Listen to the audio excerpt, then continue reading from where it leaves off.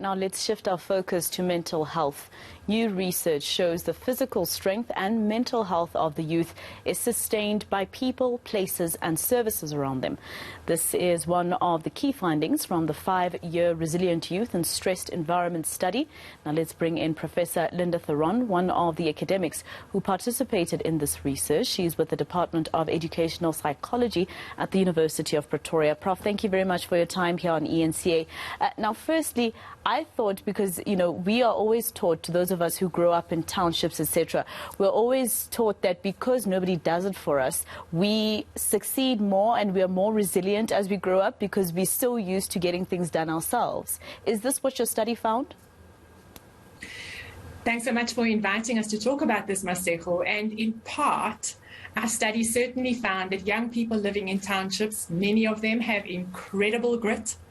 And this grit is so important to their capacity to overcome relentless stresses and unforeseen shocks.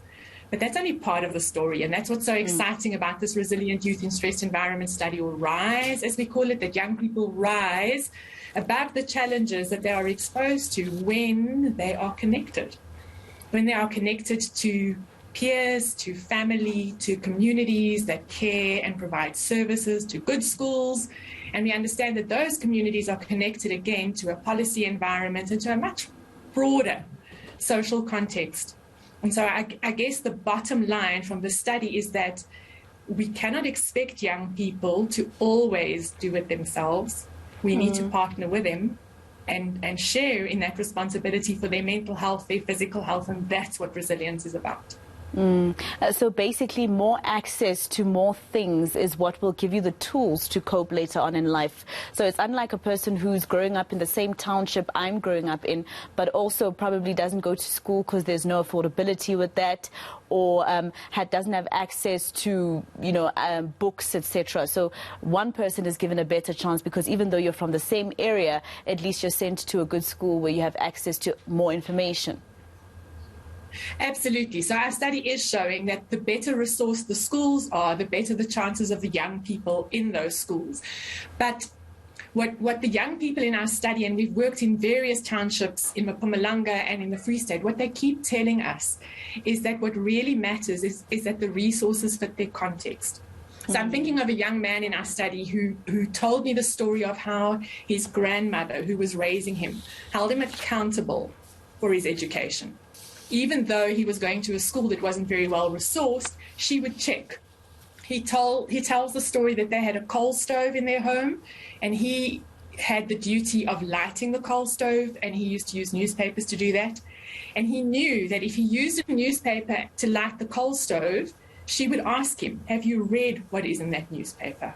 And that for him was a way of keeping him on track. Even though he didn't have as many resources as somebody else, he had resources that were meaningful, that showed him he mattered, that his chances for a better future were important, that somebody was looking out for him. So what our study has not done, it doesn't give a list of, let's say, quick ingredients and a list that would allow people to say, okay, if I tick this list, if I give young people X, Y, and Z, they'll be okay.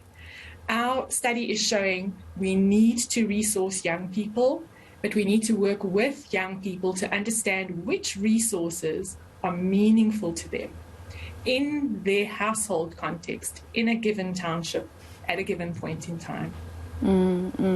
Did your study show anything in terms of the effects of the COVID-19 pandemic on these young people, during the time that we were under harsh lockdown, etc.?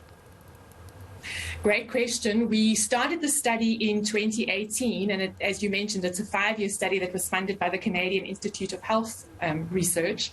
And then when COVID came about, obviously it was very difficult to continue our research, and we got follow-on funding from the British Academy.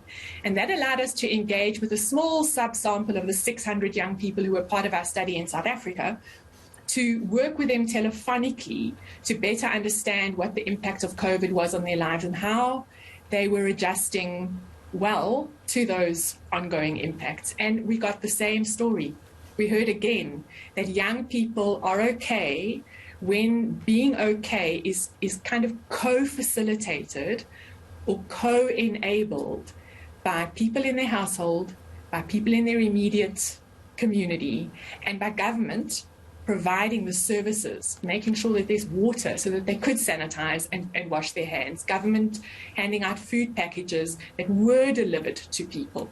Those additional resources mattered for these young people's mental health. So again, it was partly these young people, they have incredibly inspiring grit, Masego. I'm not taking away from that. It's truly something that we can all learn from. But it's not okay for us to think that that's the complete story. When you talk to these young people, also in COVID times, there are families that care, communities that care, services that bent over backwards to still be available for young people in challenging COVID times. Prof, it feels like you're telling my story. Thank you so much for speaking to us here on All Angles. That is Professor Linda Theron from the Department of Educational Psychology at the University of Pretoria.